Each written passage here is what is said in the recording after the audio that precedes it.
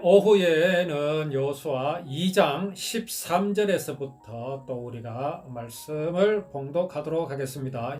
곧 그들이 여호와를 버리고 바알과 아스타롯을 섬겼으며 여호와께서 이스라엘에게 진노하사 노략하는 자의 손에 붙여 그들로 노략을 당케 하시며 또 사방 모든 대적의 손에 파심에 그들이 다시는 대적을 당치 못하였으며 그들이 어디를 가든지 여호와의 손이 그들에게 재앙을 내리시며 곧 여호와께서 말씀하신 것과 같고 여호와께서 그들에게 맹세하신 것과 같아서 그들의 괴로움이 심하였더라. 여호와께서 사사를 세우사 노력하는 자의 손에서 그들을 건져내게 하셨으나 그들이 사사도 청종치 아니하고 돌이켜 다른 신들을 음란하듯 쫓아 그들에게 절하고 여호와의 명령을 순종하던 그 열조의 행한 길을 속히 치우쳐 떠나서 그와 같이 행치 아니하였더라. 여호와께서 그들을 위하여 사사를 세우실 때에는 사사와 그와 함께 하셨고 그 사사의 사는 날 동안에는 여호와께서 그들을 대적의 손에서 구원하셨으니 이는 그들이 대적에게 압박과 괴롭게 함을 받아 슬피 부르짖음으로 여호와께서 뜻을 돌이켰음이오늘 그 사사가 죽은 후에는 그들이 돌이켜 열조보다 더욱 폐괴하여 다른 신들을 쫓아 섬겨 그들에게 절하고 그 행위와 패역한 길을 그치지 아니하였으므로 여호와께서 이스라엘에게 진노하여 이르시되 이 백성이 내가 그 열조와 세운 언약을 어기고 나의 목소리를 청종치 아니하였은즉 나도 여호수아가 죽을 때에 남겨둔 열국을 다시는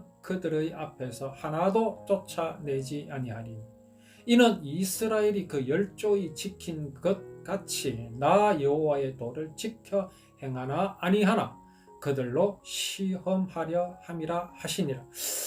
그 열국을 머물러 두사 속히 쫓아내지 아니하시며 여호수아의 손에 붙이지 아니하셨음이 이를 인함이었더라.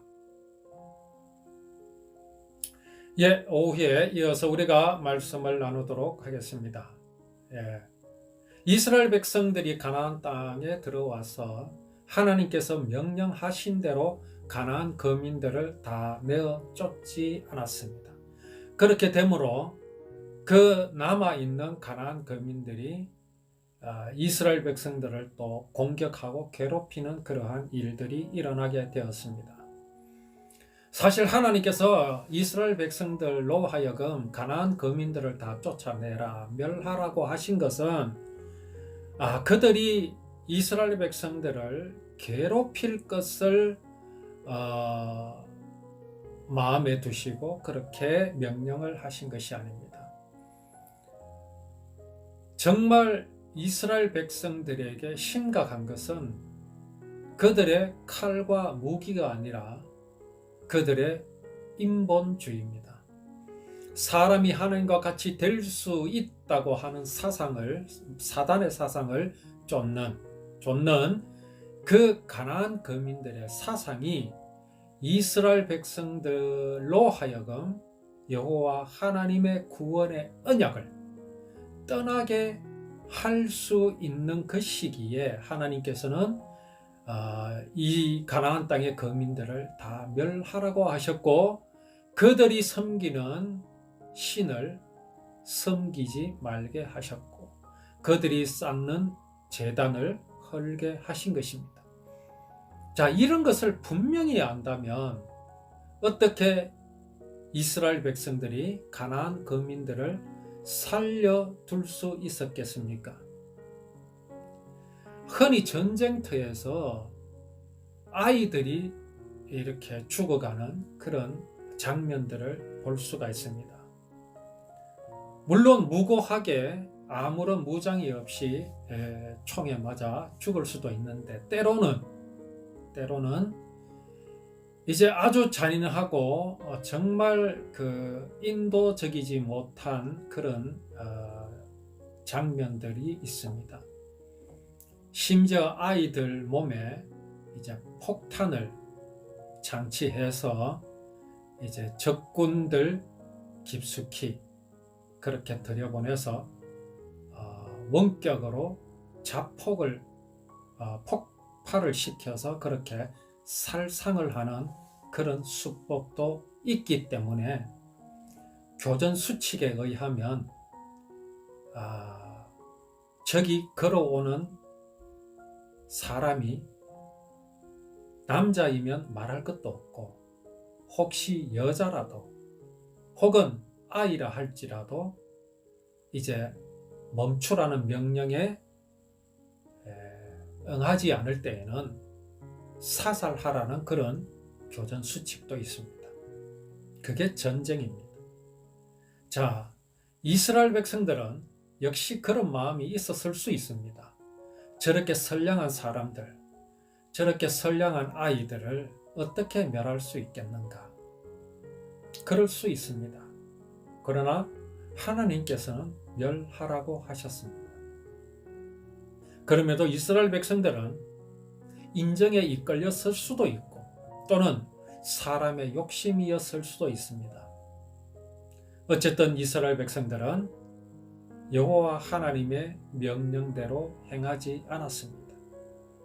이에 대하여 하나님께서는 이스라엘 백성들이 그렇게 한 것이 아니라 하나님께서 저 가나안 거민들을 이스라엘 백성들 가운데 그냥 남겨두셨다고 말씀하십니다.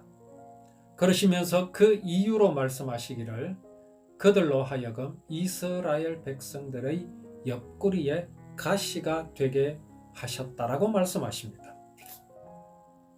하나님은 당신의 구원받은 백성들이 이 땅에서 사는 동안에 하나님께 영광 돌리며 하나님을 영화롭게 하게 하시기 위하여 이제 이 땅을 이 세상에서 살아가게 하십니다.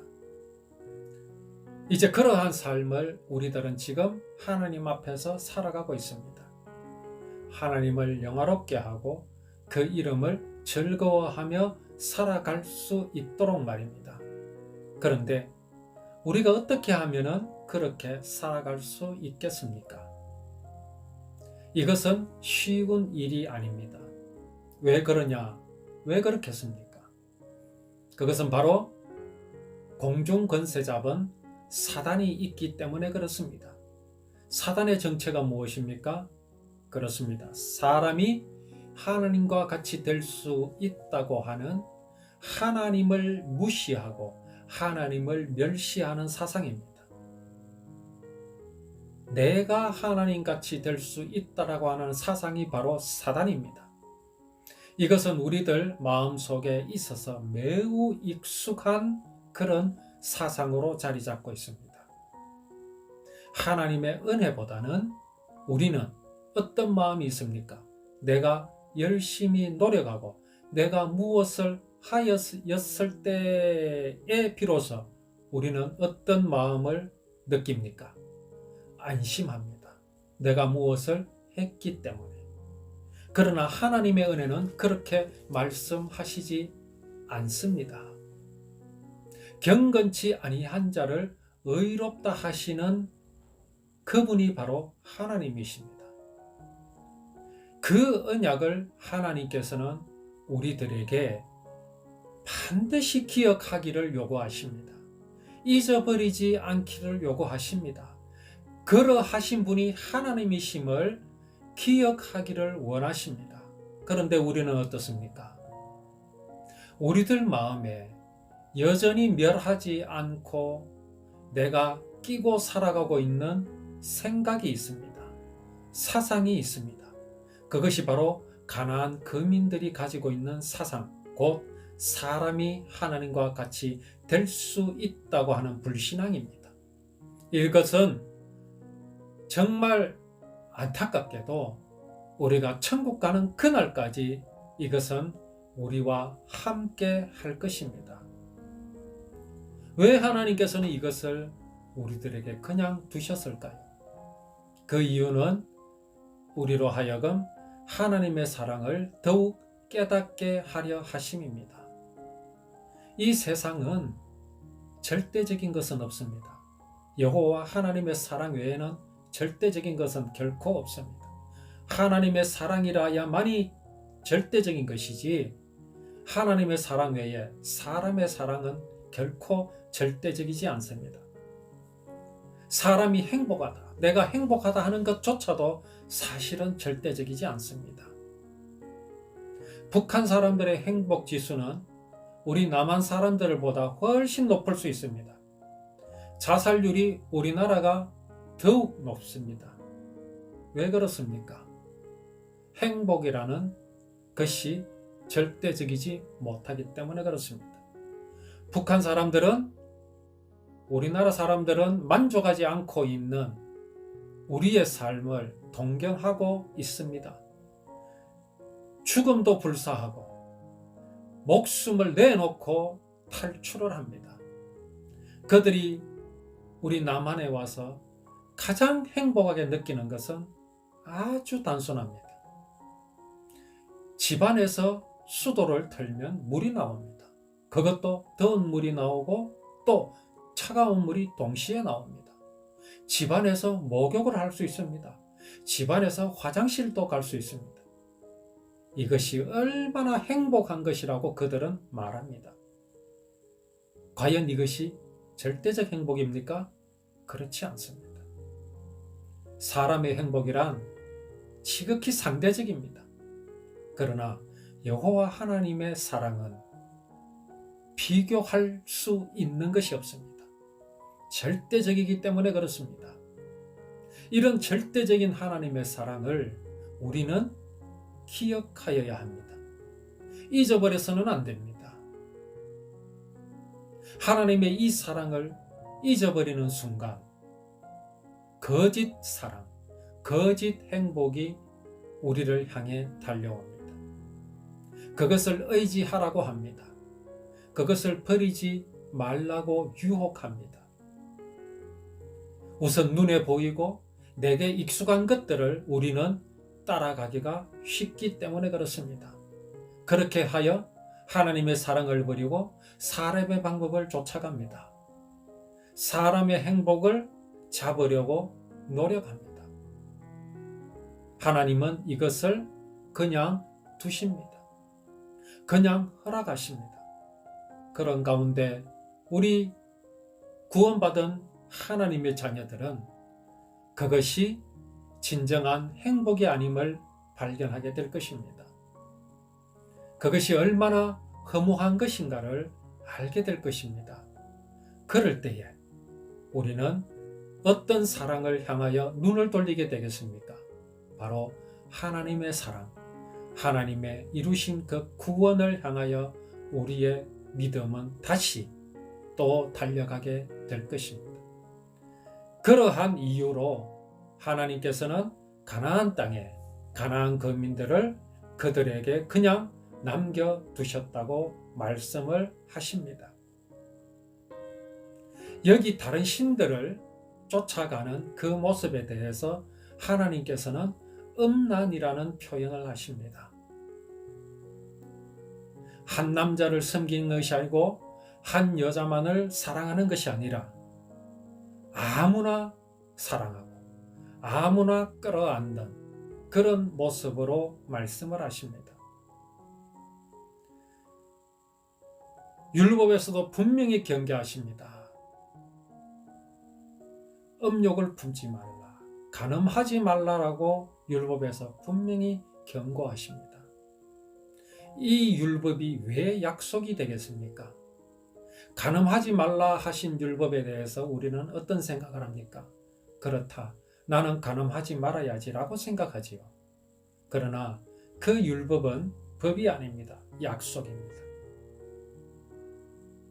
우리가 흔히 결혼식을 할 때 그런 이제 약속을 합니다. 서로 사랑할 것이다, 변하지 않을 것이라고 말입니다. 율법에 간음하지 말라 하신 하나님의 그 율법은 법이 아니라 하나님께서 우리를 향하여 하시는 약속이요 맹세이십니다. 곧 무엇이겠습니까? 너만을 사랑하겠다라는 그 약속이십니다. 하나님은 음란히 행하지 않을 것이라 약속하십니다. 우리를 두고 딴 것을 취하지 않을 것이라고 약속하시는 것입니다. 그 사랑이 변함이 없을 것을 약속하시는 것입니다. 그런데 우리는 어떻습니까? 음란히 행합니다. 밥 먹듯 합니다. 하나님 외에 다른 것들을 사랑합니다. 신랑 대신 예수 그리스도 외에 다른 것들을 나의 남편, 나의 주인으로 섬겨 쫓아가는 모습이 바로 우리들의 모습입니다. 이러할 때에 하나님께서는 그것이 아닌 것을 알려주시기 위하여 우리가 본성으로 가지고 있는 사람이 하나님과 같이 될 수 있다라고 하는 이것이 진리가 아니라 거짓임을 이런 것들을 통하여서 우리들에게 알려주시는 것입니다. 때로 우리는 힘들어할 때가 있습니다. 무엇 때문에 그렇습니까?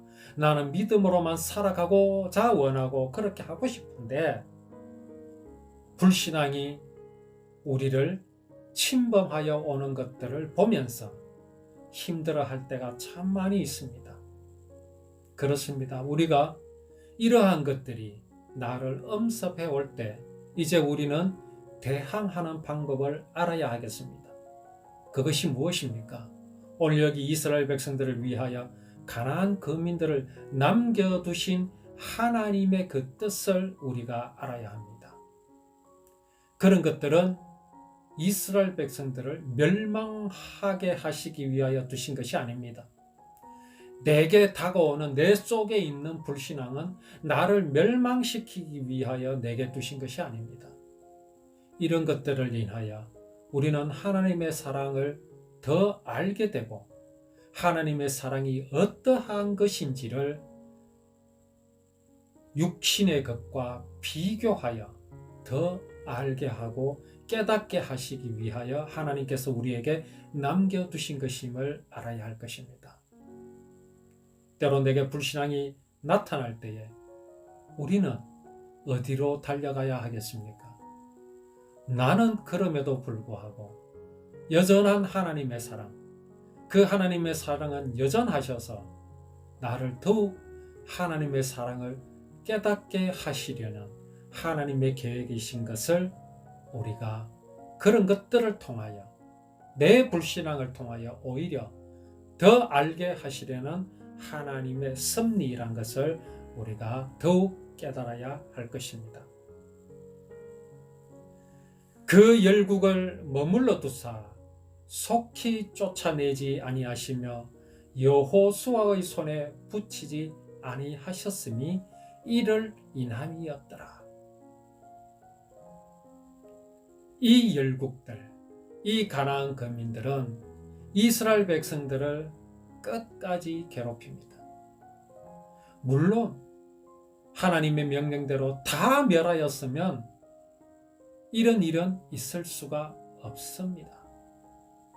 그러나 하나님은 여호수아의 손에 그들을 붙이지 아니하셨으면 아니하신 이유는 이스라엘 백성들로 하여금 여호와 하나님의 사랑, 그 자비로우심이 얼마나 크고 위대하신 것을 더욱 알게 하시기 위하여 이 가나안 거민들을 그들의 옆구리에 가시로 붙여주셨음을 우리는 이 말씀을 통해서 하나님의 섭리를 더욱 깨닫고 지금 내게 이와 같은 옆구리의 가시가 내게 있음을 우리가 알고 이것이 하나님의 섭리인 것을 알고 결코 두려워하지 않고 겁내지 않고 하나님의 그 놀라우신 변함이 없는 사랑만을 우리가 기억하는 우리의 믿음이 되기를 원합니다.